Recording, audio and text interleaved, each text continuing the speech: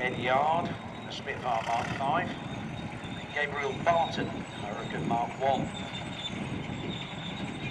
Now what we're recreating here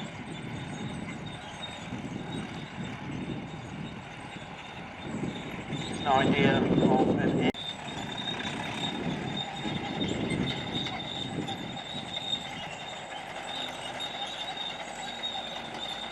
ME-108, of course, the bad guy.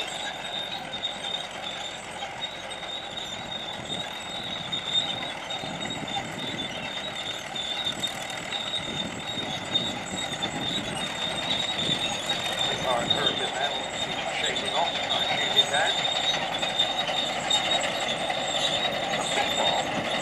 Ready to look on the back, you can't see it. Moving around the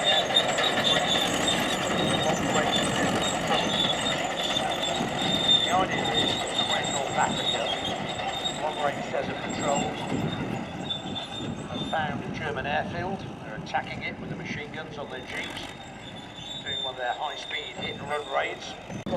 Send that, roaming around in jeeps and Chevrolet trucks and all sorts of whatever vehicles they can get their hands on, going far behind enemy lines on their own, and attacking fuel dumps, ammo dumps, airfields, ports, anything, just to disrupt the German flow of supplies. So in this case, the ME-108 has been dispatched. The SAS, or the LRDG as they are, call them some fighters aboard of their own.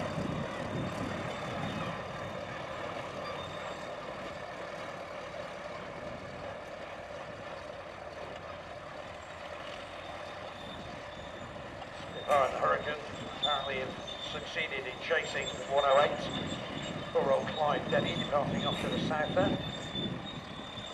Rather than shooting him down, actually chasing off. So the SAS jeeps can go about their business.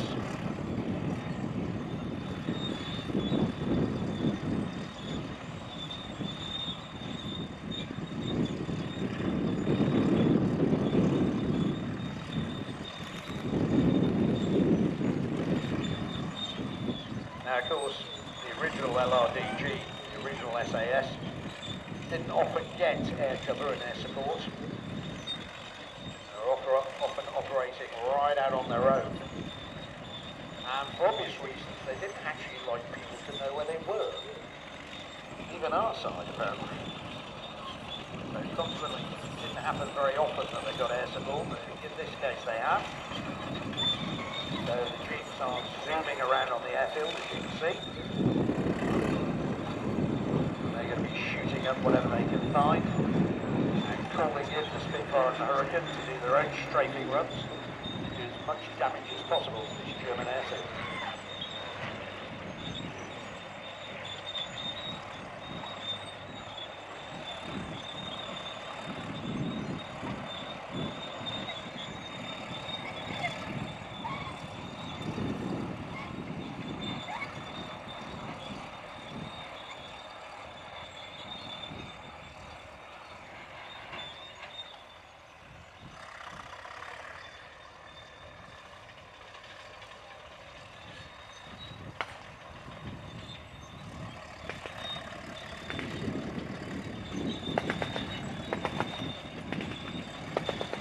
You can hear out on the airfield SAS jeeps rattling along there.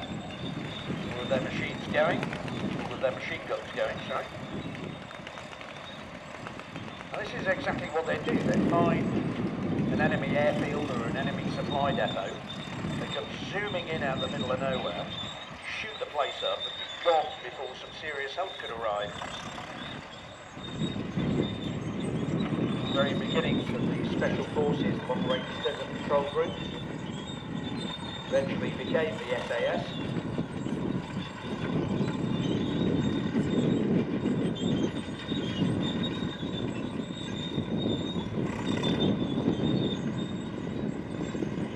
You'll see roaming down the airfield, shooting at anything that looks like a target of opportunity. Really worth very effective at destroying aircraft on the ground, destroying their fuel dumps, destroying any of their bomb dumps, ammunition dumps. They were basically interdicting the German Air Force behind enemy lines.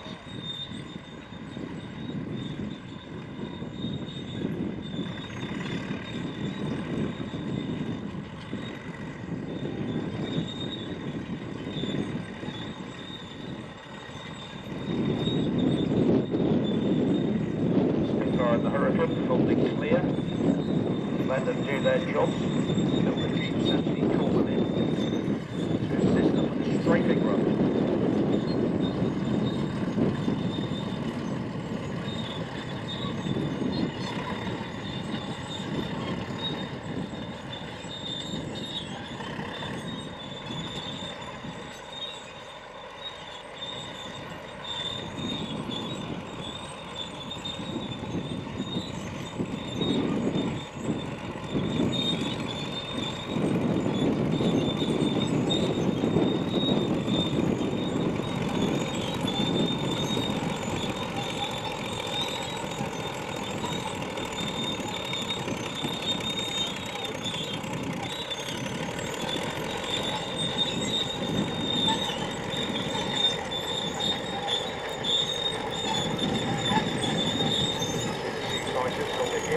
Down on the airfield, the SG doing their work.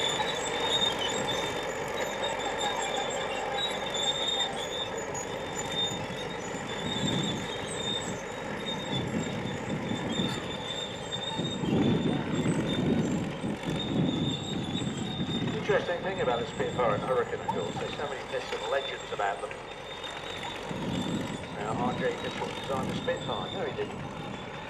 The head of the design team that designed the Spitfire. That beautiful elliptical wing you can see now as it's coming round. Designed by a Canadian called Beverly Shenstone, working for Submarine at the time. SAS Jeeps, or LRDG Jeeps rather, have called him in. And he give us a strafing run. Oh, that was effective. Lots of explosions down on the airfield from strafing pass from the Spitfire.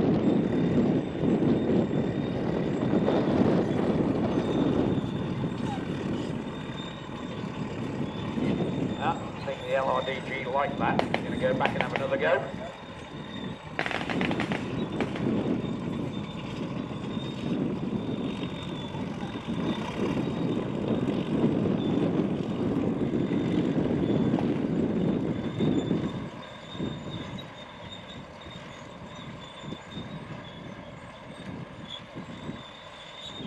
Now the LRDG Jeeps have stopped. They're assessing the damage. And they're called in the Spitfire for another strafing run. They like what he did on the first pass, so they're going to have another go. Two 20mm cannon, 4 303 machine guns in the Spitfire 5. Oh yes. Well, that hit the spot. That's the fuel dump gone.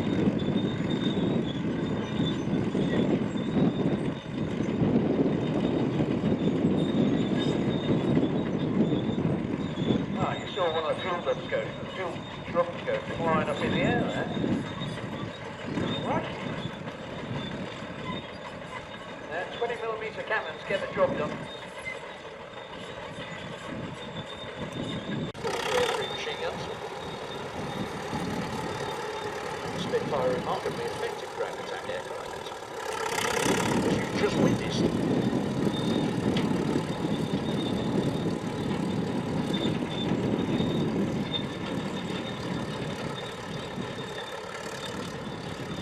Thanks to the Long Range Desert Patrol Group reenactors. They're heading back while the Spitfire takes centre stage for its aerobatics display.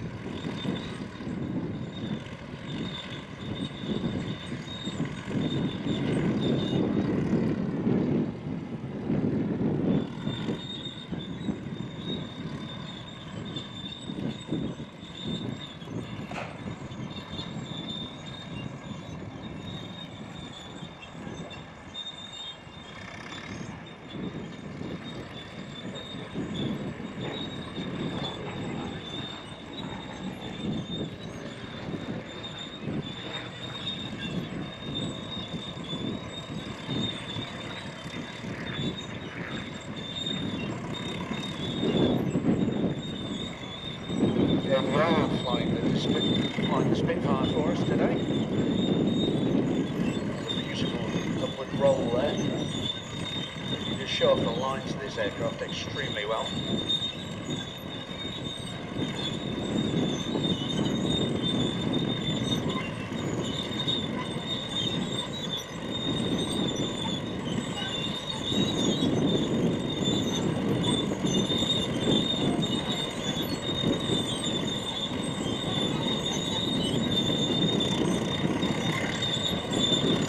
This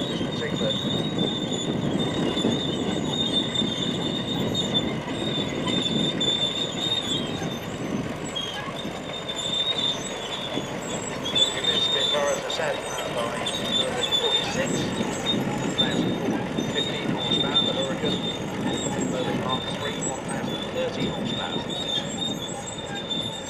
Again, the Hurricane, everyone says Sidney Camp designed the Hurricane. Well, no, he didn't. The amazingly strong spar system known as the dumbbell spar, designed by a chap called Lloyd Chaplin.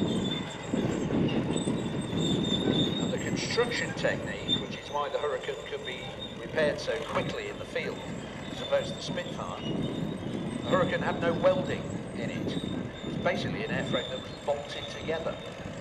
That meant you could just take the broken part out and bolt a new one in. So Hurricanes could be repaired in the field very much faster than Spitfires. And that system was designed by Hawker's factory manager at the time, Fred Sigrist.